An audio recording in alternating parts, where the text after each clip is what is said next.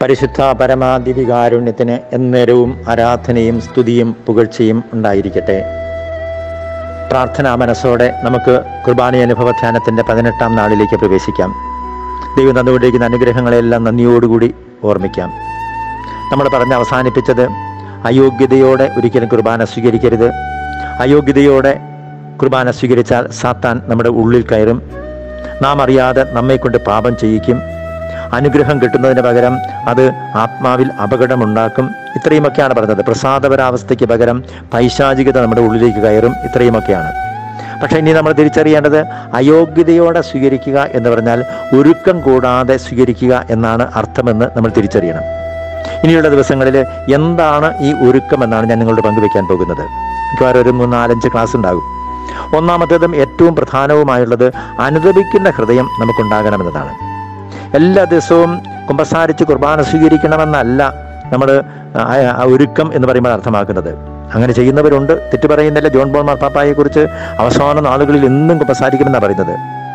കാരണം കുമ്പസാരത്തിലൂടെ പാപം ചെയ്യാതിരിക്കാനുള്ള ഒരു കൃപ കൂടി കിട്ടുന്നുണ്ട്. പാപത്തിന് മോചനം മാത്രമല്ല, പാപം ചെയ്യാതിരിക്കാനുള്ള ഒരു ശക്തി, ഒരു സാക്രമെൻ്റൽ ഗ്രേസ് നമുക്ക് കിട്ടും. പലപ്പോഴും സാധാരണക്കാർക്കായ നിങ്ങൾക്ക് കുടുംബജീവിതം നയിക്കുന്നവർക്ക് അതിനുള്ള സൗകര്യം കിട്ടുകയില്ല. പക്ഷേ 2 ആഴ്ചയിൽ ഒരിക്കലെങ്കിലും പ്രിയപ്പെട്ടവരെ കുമ്പസാരിക്കാനുള്ള കൃപയ്ക്കായിട്ട് പ്രാർത്ഥിക്കുക. സമർപ്പിതരൊക്കെ കഴിയുമെങ്കിൽ ഏറ്റവും ചുരുങ്ങിയത് 2 ആഴ്ചയിൽ ഒരിക്കൽ കുമ്പസാരിക്കുന്നതാണ് നല്ലത്. ഇനി ഞാൻ നിങ്ങളോട് ഇതിൻ്റെ ഒരു തത്വം പറഞ്ഞു തരാം. തോമസ് അക്വീനാസ് ആണ് നമ്മുടെ സഭയിൽ ഈ ദൈവശാസ്ത്ര ചിന്തകളൊക്കെ നമ്മെ പഠിപ്പിക്കുന്നത്. തോമസ് അക്വീനാസ് പറയുന്ന രഹസ്യം ഇതാണ്: പാപത്തെ ഓർത്ത് അനുതപിക്കുന്ന നിമിഷം നമുക്ക് പാപമോചനം കിട്ടുകയാണ്. ശ്രദ്ധിക്കുക, ഞാൻ ചെയ്തു പോയ തെറ്റിനെക്കുറിച്ച് ഒരാളോട് ഞാൻ പെട്ടെന്ന് ദേഷ്യപ്പെട്ടു. പെട്ടെന്നുണ്ടായ ദേഷ്യമാണ്. പക്ഷേ കിടക്കുന്നതിന് മുൻപ്, ദൈവമേ എനിക്ക് തെറ്റുപറ്റി, ഞാൻ മൂലം ഒരാളുടെ മനസ്സ് വേദനിച്ചുവെന്ന് ഒരാൾ പറയുമ്പോൾ ആ നിമിഷം ആ വ്യക്തിക്ക് പാപമോചനം കിട്ടും. അയാളുടെ അയോഗ്യത മാറുകയാണ്. ഒരു വ്യവസ്ഥ മാത്രം: ഏറ്റവും അടുത്ത അവസരത്തിൽ ഞാൻ കുമ്പസാരിച്ചു കൊള്ളാം.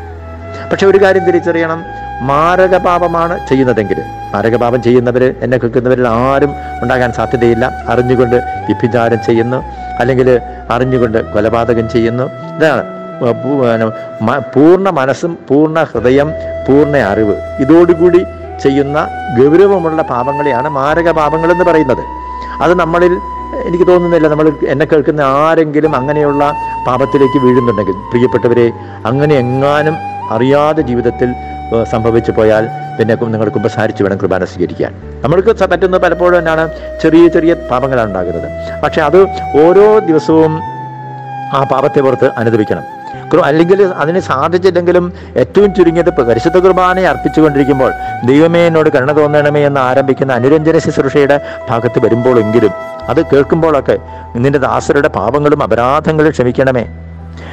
സത്യത്തിൽ ചെയ്യേണ്ടത് തലേ ദിവസം ആ ജീവിതത്തിൽ ചെയ്തു പോയ കാര്യങ്ങളൊക്കെ എന്നാണ് നമ്മളൊന്ന് ഓർക്കണം. അച്ഛന്മാരും സിസ്റ്റേഴ്സൊക്കെ ആത്മശോധന എന്ന് പറയുന്ന ഒരു ആത്മീയാനുഷ്ഠാനമുണ്ട്. രാത്രി പ്രാർത്ഥനയ്ക്ക് തൊട്ടു മുൻപ് ഈ ജീവിതത്തിലെ സംഭവങ്ങളൊക്കെ ഒന്ന് ഓർത്തതിന് ശേഷം ആരെങ്കിലും ഒരാൾ മനസ്താപ പ്രകടനം എന്ന് പറയുമ്പോൾ എല്ലാവരും കൂടി, ഇനി ഒറ്റയ്ക്കാണ് അച്ഛൻ താമസിക്കുന്നതെങ്കിൽ എൻ്റെ ദൈവമേ ഏറ്റവും നല്ലവനും എല്ലാറ്റിനും ഉപരിയായി സ്നേഹിക്കപ്പെടുവാൻ, പിറ്റേ ദിവസം രാവിലെ അത് മനസ്സിലൊന്ന് ഓർത്താൽ മതി. ഞാൻ പറഞ്ഞത്, ഒരു ചിന്തയുമില്ലാതെ തലേ ദിവസം ജീവിതം എങ്ങനെയാണെന്നുള്ളൊരു ഓർമ്മയുമില്ലാതെ നാവ് നീട്ടുന്ന ഒരു രീതി മാറ്റി, ഏറ്റവും ചുരുങ്ങിയത് പ്രിയപ്പെട്ടവരെ, നിങ്ങൾ നടന്ന് അല്ലെങ്കിൽ കാറിൽ വീട്ടിലേക്ക് പോരുമ്പോൾ ഭാര്യ ഭർത്താക്കന്മാരൊക്കെ ആണെങ്കിൽ സംസാരിക്കാതെ പെട്ടെന്ന് ഒരു കാര്യമൊക്കെ ഒന്ന് ഓർത്ത്, ഒരു നിമിഷം ഓർത്ത്, ദൈവമേനോട് കരുണ തോന്നണമേ, ഇതൊക്കെ നിൽക്കുമ്പോൾ, ഏതാണ് സപ്രാർത്ഥനയുടെ അവസാനം അത് ചെല്ലുന്നുണ്ടല്ലോ, എല്ലാ പള്ളികളിലും തന്നെ കാണുമായിരിക്കും. പിന്നെ നമ്മൾ കുർബാന സ്വീകരിക്കാനായിട്ട് നിരയായിട്ടങ്ങ് പോകുമ്പോൾ ഒരു നിമിഷം ഒന്ന് ഓർത്താൽ മതി. അതിനുശേഷം കുർബാന സ്വീകരണത്തിന് തൊട്ടു മുൻപ് കാവൽമാലാഹയോട് പറയണം: കാവൽമാലാഹയെ, ഈശോ സിംഹാസനമിട്ട് എൻ്റെ ഹൃദയത്തിലേക്ക് വരികയാണ്. എന്തെങ്കിലും പാപത്തിൻ്റെ കരടുകളൊക്കെ ഉണ്ടെങ്കിൽ അതങ്ങ് തട്ടിക്കളഞ്ഞേക്കണം. സത്യത്തിൽ ഇത് ഒന്ന് ഓർത്താൽ മാത്രം മതി. 139 സങ്കീർത്തനം 23-24: ദൈവമേ എന്നെ പരിശോധിച്ച് എൻ്റെ ഹൃദയത്തെ അറിയണമേ, എന്നെ പരീക്ഷിച്ച് എൻ്റെ വിചാരങ്ങൾ മനസ്സിലാക്കണമേ. ഞാൻ വിനാശത്തിൻ്റെ വഴിയിലൂടെയാണ് ചരിക്കുന്നത് എന്ന് നീ എന്നെ പഠിപ്പിക്കണമേ. ശാശ്വത മാർഗത്തിലൂടെ എന്നെ നയിക്കണമേ. ദൈവമേ എന്നൊന്ന് വിളിച്ചാൽ മതി പ്രിയപ്പെട്ട, അത് മാത്രം മതി.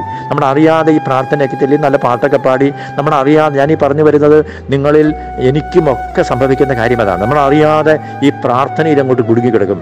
അറിയാതെ ഈ കുർബാനയുടെ ഏതെങ്കിലും സമയത്ത് ഉള്ളിലേക്ക് ഒരു ദൈവമേ എന്നൊന്ന് വിളിക്കാൻ പറഞ്ഞാൽ മതി. ഞാൻ അഹങ്കാരം പറയുന്നതല്ല, കുർബാനയുടെ നിമിഷങ്ങളിലാണ് എൻ്റെ ഉള്ളിൽ പലപ്പോഴും അനുതാപം നിറയുന്നത്.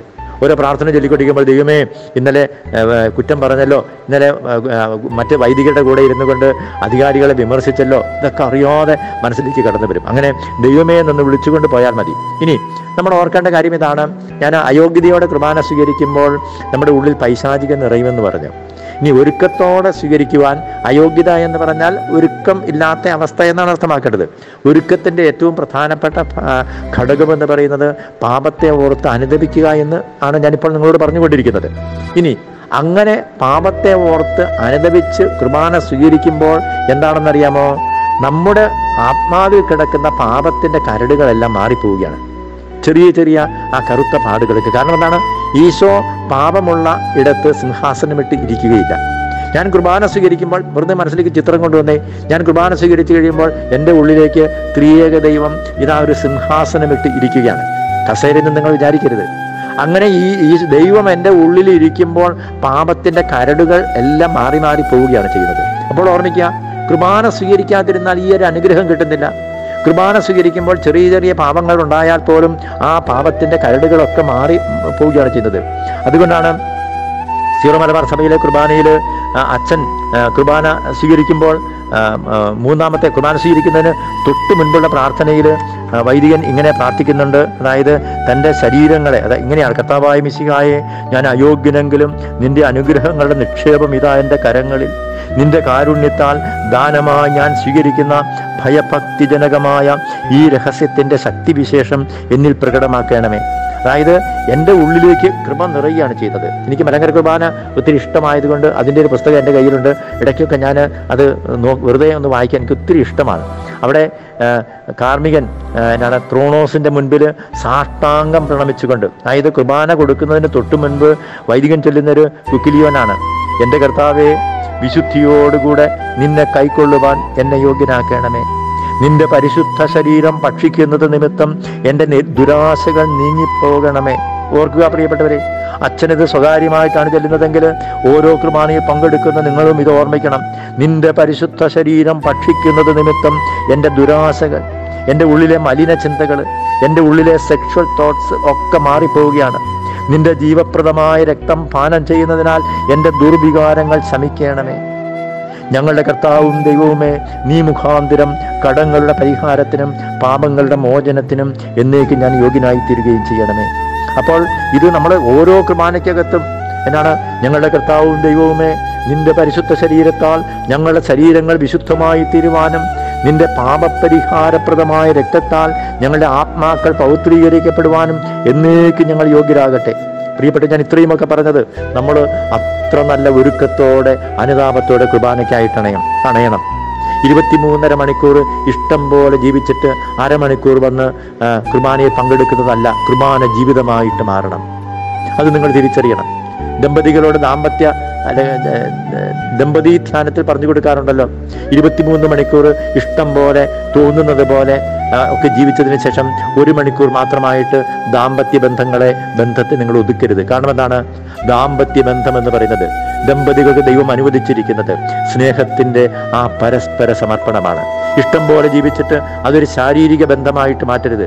അത് മനസ്സിലും ആത്മാവിലും നിറയുന്ന ഒരു ബന്ധമായിട്ട്. ഞാൻ ഈ ഉദാഹരണം പറഞ്ഞത് പരിശുദ്ധ കുർബാനയും അങ്ങനെ തന്നെയാണെന്ന് എൻ്റെ പ്രിയപ്പെട്ടവരെ നിങ്ങൾ ഓരോരുത്തരും തിരിച്ചറിയണം. നമുക്കതുകൊണ്ട് ഏറ്റവും ഒരുക്കത്തോടെ പരിശുദ്ധ കുർബാന സ്വീകരിക്കാനുള്ള കൃപയ്ക്ക് വേണ്ടി പ്രാർത്ഥിക്കാം. കാരണം ഈശോ ഡാനിയേലച്ചൻ്റെ ഒരു യൂട്യൂബിലെ പ്രസംഗത്തിൽ ഒരിക്കൽ കേട്ടതാണ്, ഈശോ ഏറ്റവും വേദനിച്ച് നമുക്ക് തന്ന സമ്മാനമാണ് പരിശുദ്ധ കുർബാന.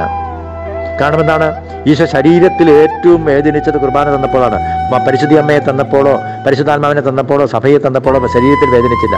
യേശയ്യ 53:10 എന്താണ്? അവിടുന്നാണ് അവനെ വിട്ടുകൊടുത്തത്.